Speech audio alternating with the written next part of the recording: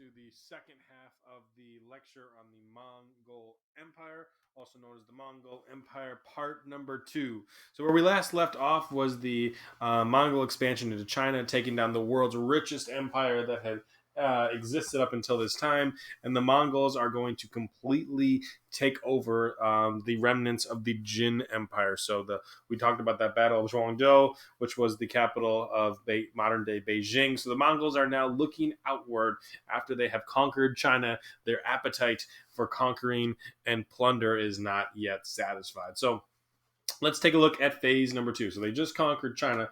Phase number 2 is a little bit of northern Eurasia. So the Karachitan Empire right there. So these were Islamic people. So they've just conquered a lot of the Chinese world. Now they're going to move towards the Islamic world.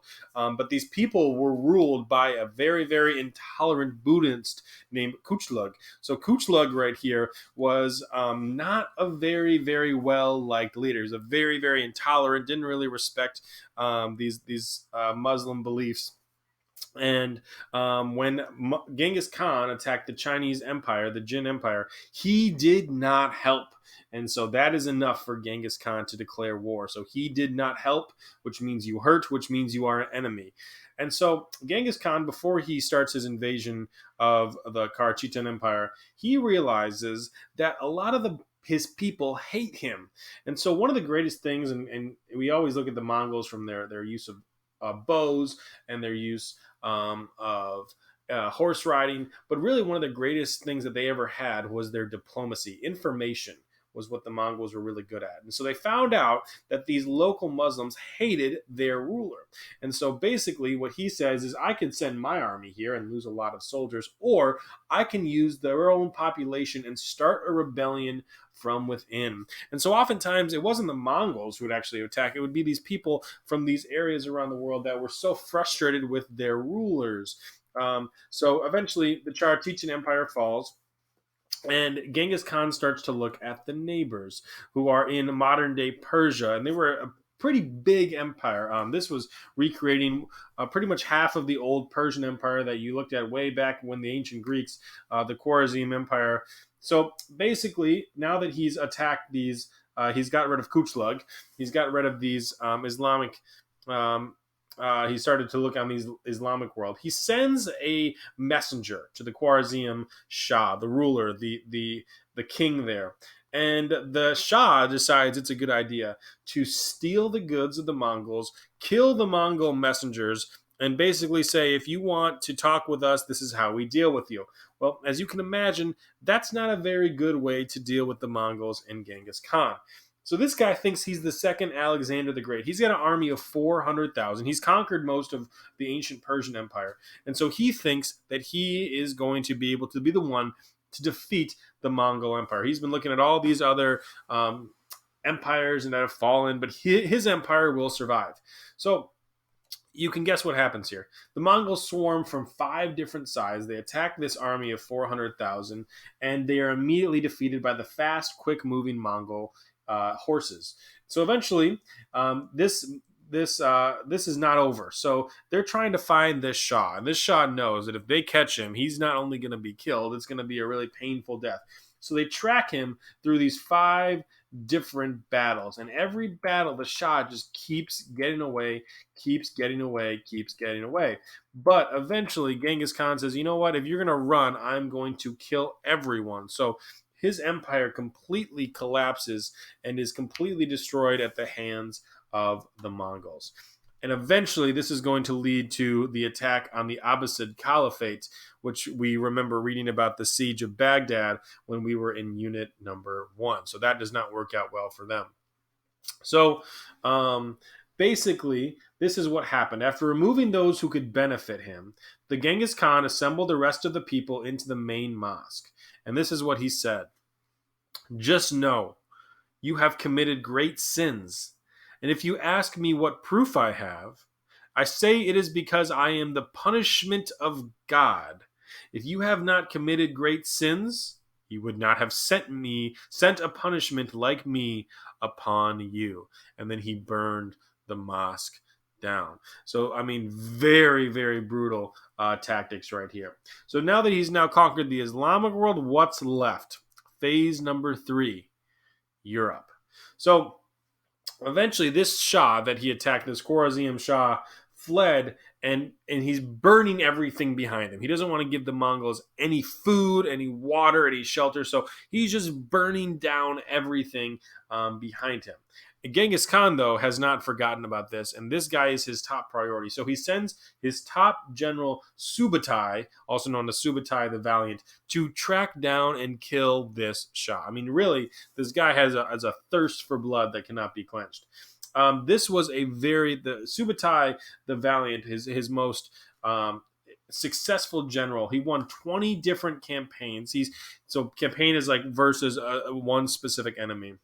65 direct battles. He's conquered 32 nations, and a lot of the modern day generals that we've seen, like General Patton in World War II, General Rommel, who was a German who was very famous for commanding tanks, and different Russian generals, all used his tactics. I mean, this guy was probably one of the greatest generals and military leaders of all time. Unfortunately, he never tracks down, well, I guess fortunately for this Shah, Subutai never tracks him down. He dies on an island in the middle of the Caspian Sea. So this eventually is going to lead Subutai, though, right into the beginnings of Christian territory in Georgia right here. Now, this is not Georgia, like Atlanta, Georgia. This is Georgia underneath Russia, Georgia. So Georgia at this time was Orthodox Christian. So they weren't Catholic, but they were Christian. And this was the first time that the Mongols had ventured into Christian territory. And as you know, the Christians have once unified together to fight in the Crusades. So possibly now all these different European kingdoms can come together to stop the spread of the Mongols. So Subutai gets to Georgia. He says, listen, I've got to this other land, and there is a lot of riches, and there's people to the north that we can plunder. And so he's talking about the Europeans. And so Genghis Khan says, yes, I authorize you. Let's keep this campaign going. Let's move further east, and let's move towards Europe, and let's conquer them. And so eventually Georgia is going to fight with this Kipchak fighters. So Georgia's constantly been in war with these similar people to Mongols, but they're not equals, and they've been at war for hundreds and hundreds of years, these raiders. And so Georgia leaders writes to the Pope, and he says, listen, we got to come together as Christians. If we don't come together as Christians, then we'll all be conquered individually. But they can't go on a crusade because Georgia, again, is Orthodox and the Pope is Catholic. And so this is kind of the idea. So the Mongols start to fight through this Kipchak territory, this area in blue, but they're very similar to the Mongols. They travel on horses. They have animals. They really don't have a lot of riches to plunder, even though it's such a huge land. And eventually, as they go through this area, this Kipchak, they arrive in Kievan Rus, which is going to eventually be the foundation of the Russian Empire. So now this land is ripe for picking. The Kievan Rus thought they were Kipchaks. They thought that they were these ancient horse people. They didn't even know that they were Mongols because, like they said in the previous video, the news of the Mongols' arrival would often come after they arrived to declare war. So Kievan Rus, thinking that this is a Kipchak soldier, kills their messenger. Well, you know how this is going to work. You don't kill a Mongol messenger and expect to get away with it. So the Mongols attack, and then they have this huge fake retreat. They run back 50 miles. Kievan Rus soldiers think they have them. They finally were the military to beat the Mongols, so they chase them right to where the Mongols want them. The battle lasts for 12 days, and you can probably guess how this turns out. Right here, the Mongols are going to. So after the Mongols defeat the Kievan Rus, they start to look to Hungary and Venice. And as they start to attack, they're getting closer and closer to Rome, closer and closer to Paris, closer and closer to the Holy Roman Empire in Germany. And so if you are a European Catholic or a European Christian right now, things are not looking good for you. This is actually the Prince of Kiev. He's going to be locked into a box and suffocated of Kievan Rus. And then 10,000 Russians are going to be tied up and stacked on top of each other. And then there's a giant party that is going to be thrown on top of them, crushing all of these prisoners. So insanely torturous, murderous way of dealing with them. And this is the reputation. And so if you're the Pope or you're a religious leader in Europe, what can you imagine that your impression of these Mongols are going to be? You've never seen an enemy as vicious, as deadly, as absolutely merciless as the Mongols have been. And there's really no one that's been able to stop them so far. But then, right as they were on the eve of conquering Europe, they were gone. They stopped the spread. The mission was over. Genghis Khan called them all back. And so all these Mongols are this giant army, takes the largest cavalry ride in history, runs 5,500 miles back to Mongolia because there's an important message that Genghis Khan needs to share. He's 60 years old. He knows he is on death's doorstep. And he knows he has to appoint a successor to his empire. So he starts meeting with all these different advisors from China and Persia and Europe and different religious leaders of Muslims and Christians and all these different leaders, Jews and Confucians. And he talks about how he wants to administer an empire after he dies. And so he even adopts the Uyghur script, and he gets amazed by the power of writing and how efficient it is in ruling an empire.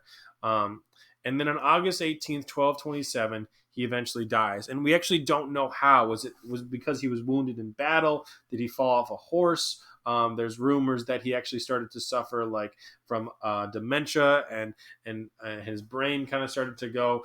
And so as his body is returned to Mongolia, the question then becomes, where is it? So his body has never been found, and so because this funeral escort, all these people who took to bury his bodies, they killed anything in their path, whether they were Chinese or Mongols. They killed them because they wanted no one to have any clue, any record where his body was buried.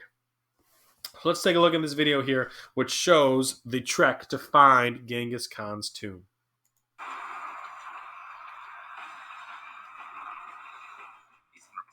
Expeditions, all of which have tried and failed. We targeted one section of the Henty mountain range as a likely location of the broken Khaldun. It's about 100 miles northeast of the capital, 40 miles south of the Russian border, in a place called the Igi Korek, or the Forbidden Zone.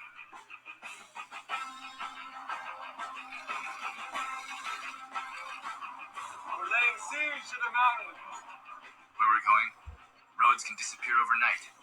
So we send an advanced party on horseback to scout for passable terrain.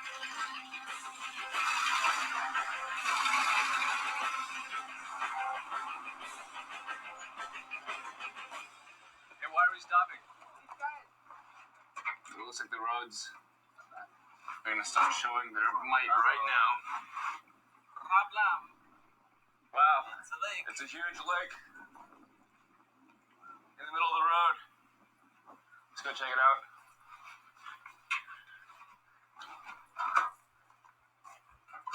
Two of our trucks are already stuck. This doesn't look good. Hey, do you guys have a mechanic with you? The engineer? 3 years ago, if you'd asked me where I'd be today, I'd tell you I'd be stuck in an office doing something I didn't love. I was just 1 year shy of getting my PhD in material science and engineering. I packed my bags for Beijing and bought a ticket on the Trans-Siberian Railroad to find out what my grandfather meant when he said our family comes from the north. My plan was to go to Mongolia and buy a horse, to ride through the countryside and live with the nomads. I had only one change of clothes and a GPS. Everyone told me I was crazy. The more I'd hear I was crazy, the more I wanted to prove everybody wrong. So I crossed the border into Mongolia. I found a world that had changed little in a millennium.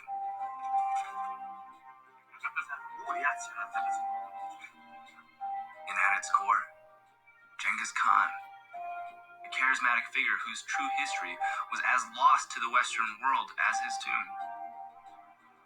Locked away somewhere in the ancestral homelands, a forbidden zone. I'm haunted by this mystery. All right. So the question is, where is his tomb buried? And an even bigger question is to notice the similarities and differences that has happened, the continuities and changes that has happened to Mongolia in over almost 1,000 years. So has much changed. All right. So this is Barkhan Khaldun. It is a sacred mountain.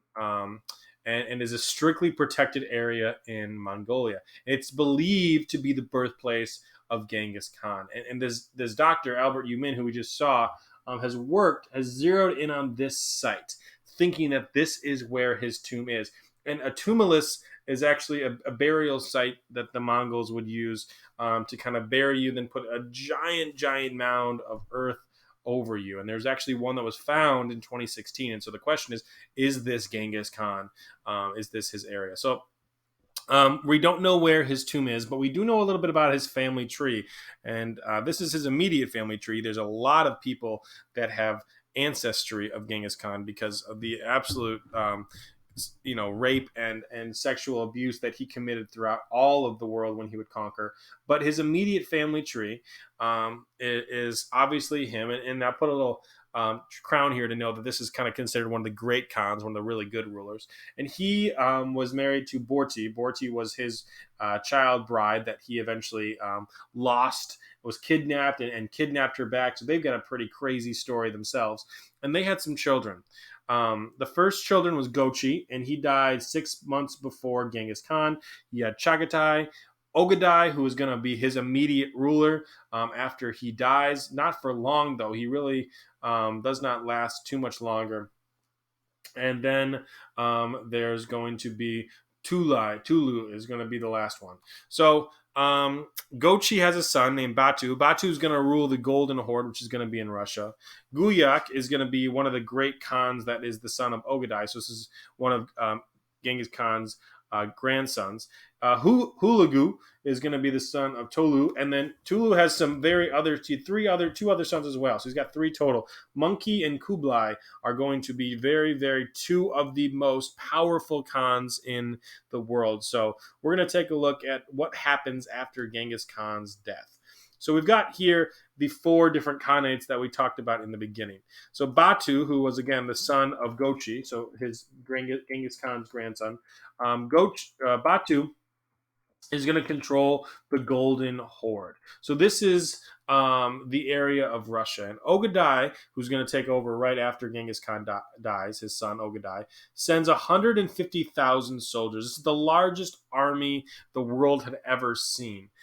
This is 7 times the size of when Subutai conquered in originally the Kipchak territory.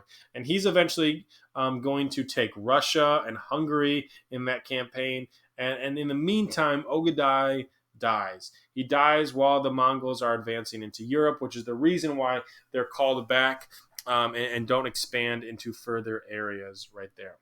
And then on the other side, in area, the Ilkhanate, which is Persia, which the Khwarazm used to be, and also in Baghdad. So this is the fall of the Abbasid Caliphate.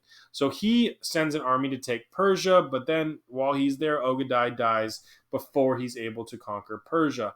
Eventually, Monkey Khan sends his brother Hulagu, who's eventually going to destroy Baghdad in 1258, which is what we read about in unit number, the first unit number 1. And then they create the Ilkhanate, which is in Persia. Chagatai is going to rule. He calls it the Chagatai Khanate. And even though it kind of looks like the middle of nowhere, it's going to play a major role because these cities such as Samarkand and Dunhuang are going to be major transports along the Silk Road. And so you can see these empires really center along these cities that already existed for the Silk Road. And then finally, the last one. This is the Khanate of the Great Khan, because it obviously includes Mongolia, Karakorum, which was the capital of the Mongol Empire, but also the real prize here is the Chinese dynasty. And that's going to be, and we're going to spend some time talking about the Yuan dynasty and the impacts they had. So let's take a look right here at what was the effects of the Mongols long term. And the key to its success, communication.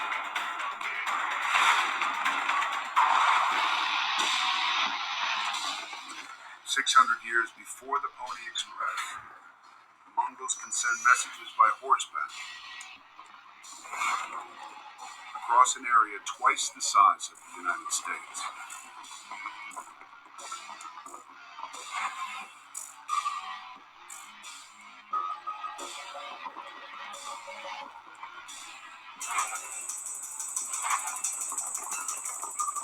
Every 30 miles, a relay post with 400 horses.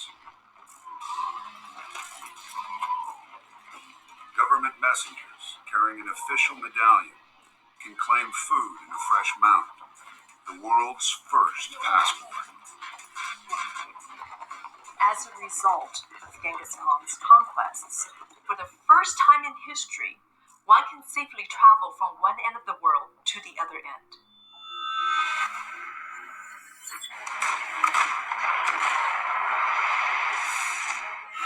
Paper, printing, and gunpowder will head from east to west. All keys to the future of mankind. But at the same time, a killer is on the loose that'll wipe out up to half of Europe's population. All right, so let's take a look at some of these good, the bad, and the yam. All right, the first thing, even though this was a huge genocide, there were some positives, and here are some of the good. The first is the Pax Mongolica that they were able to talk about. There's a quote that says, "A maiden bearing a nugget of gold on her head could wander safely throughout the entire realm." And so this Mongol peace that began, and basically what it did is it unified the entire Silk Road under one ruler. And so the Silk Road was constantly flowing. It was constantly growing. And this is going to lead to an expansion of trade in from England all the way to China, because at the time China very much was focused on just East Asia, but the Pax Mongolica really connects the eastern half of the world to the western half of the world, and the Silk Road becomes such a major power in world history. And the reason why is because before, when you were traveling the Silk Road, every time you went to a new empire, you had to pay tribute to that king or that emperor or that leader. And so that became very, very expensive. And so trade was only done for very luxury items that only the super rich could afford. But now that these tributes are removed, now you can trade things, and it can be much more affordable for this whole growing group of people right here. Eventually, you're going to have trade cities that are going to grow as well. And eventually, these ideas such as gunpowder is going to go from east to west, paper money, printing, and yes, eventually the Black Death. But that's not the only direction that these ideas are going to be traded. You're going to have algebra and astronomy are going to move from the Middle East, and they're going to move towards China. So you have this huge exchange of cultural knowledge that is happening because of the conquest of the Mongols. And it's really important to know that this was one of the effects, maybe intended or not, of the Mongol conquest. All right, so just to kind of take a look at where all these things eventually transferred from right here. And that's really what's happening with this unit 2 is talking about these transfers of culture and technology that were taking place all over the world at the time. The other good thing that they brought was the yam system. So this was that checkpoint, that those horses that they set up every 50 miles that they would have as messengers.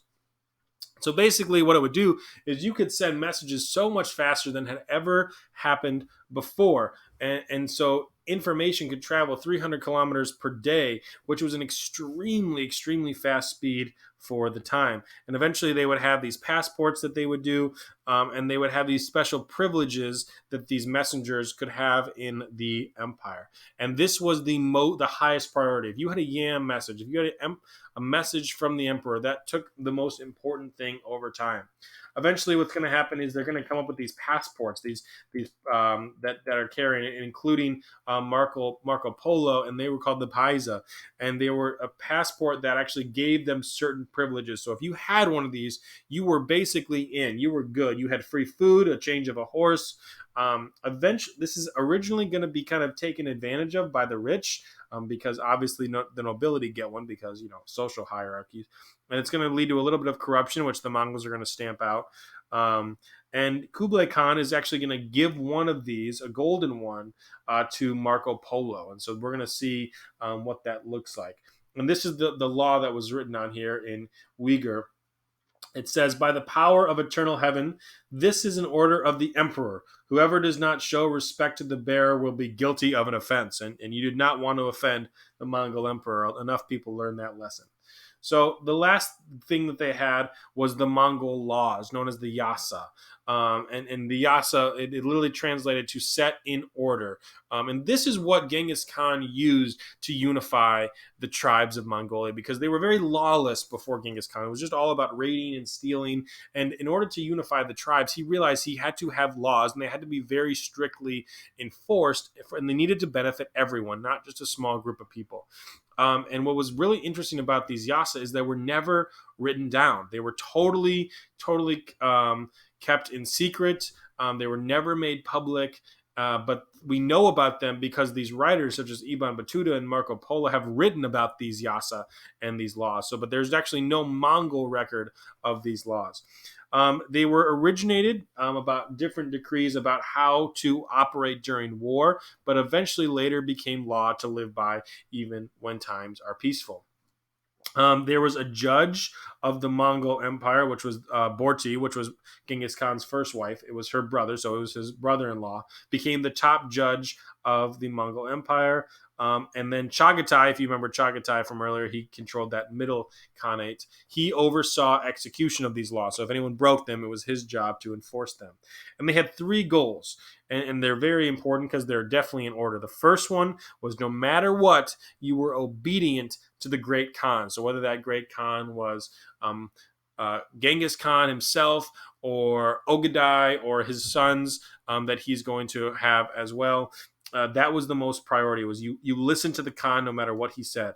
Number two, the second goal was to make sure that all these nomadic clans that have existed were unified together, because if they started to go out on their own, they would lose so much power. And that's what that great fear that the Jin Empire had in China, was whether or not these clans could organize.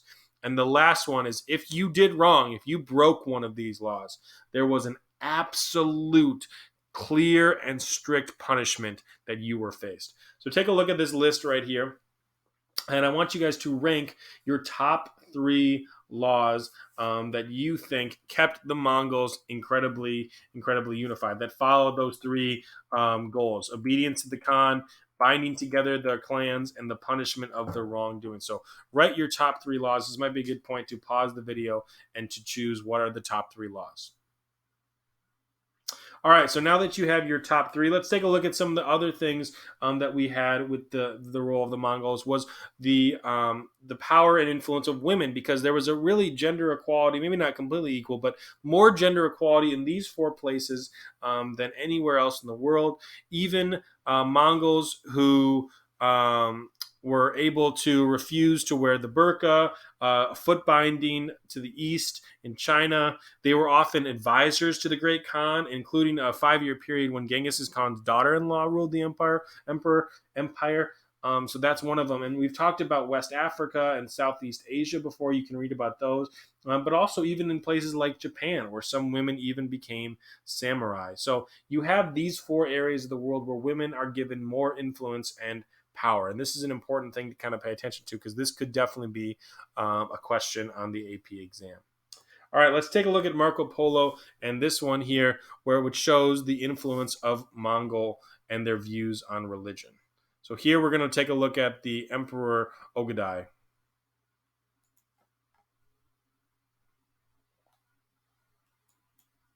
people on the side, and they're extremely diverse. So they're Persian, they're Chinese, they're Mongol, they're from all over the world, and they're part of this emperor Kublai's court as he rules in what is now his son left behind.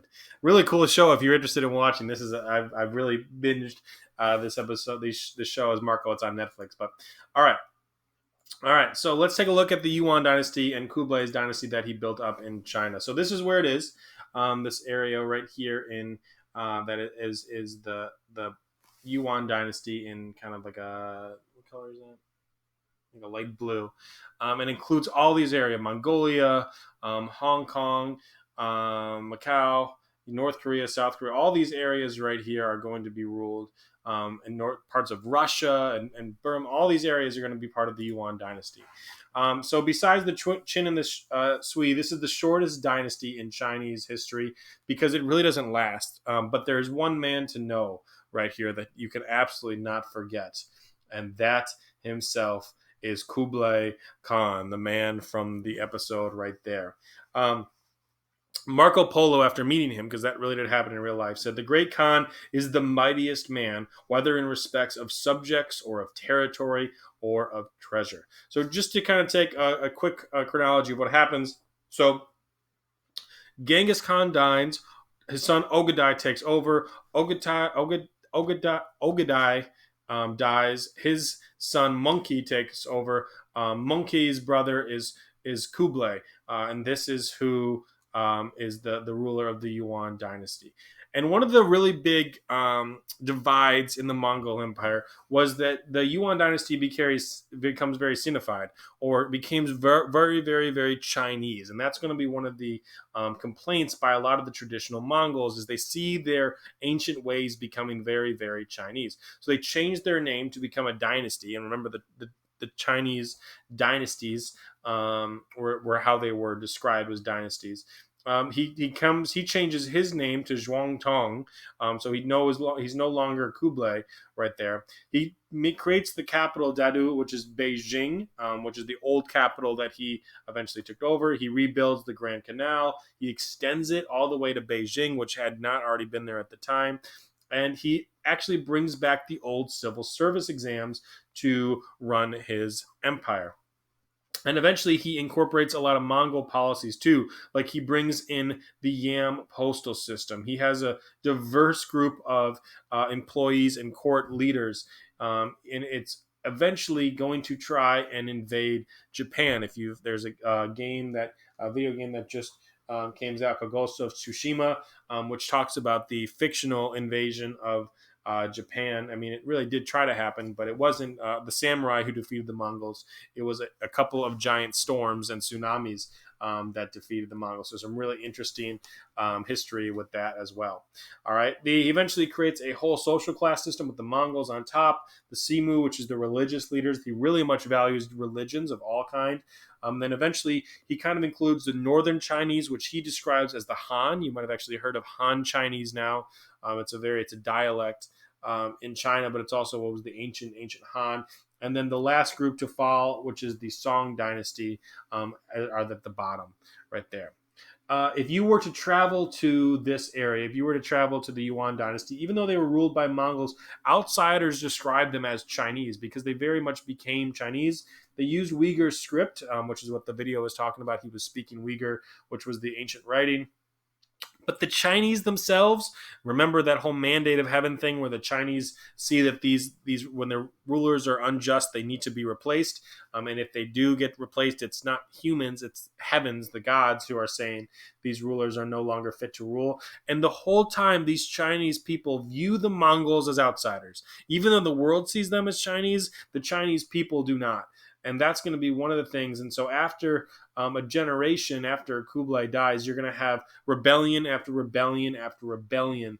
And that's going to be the story throughout the entire Mongol Empire right there. All right. So Kublai is ranked number 8 on my all-time list of most important and world leaders of all time, one of the most impressive world leaders. And there's some pretty interesting accomplishments that come out of this time period as well. All right. So let's take a look at this second episode of Marco Polo. Final episode. spoil what happens in this episode or in this series if you are interested in watching it, but a really, really cool series. And talks about what really led to the fall of the Chinese and the Yuan dynasty. So let's kind of look back and review the 5 things that in review right here. So number 1, never, ever, ever has there been a more unlikely world conqueror than these steppe nomadic people from Mongolia.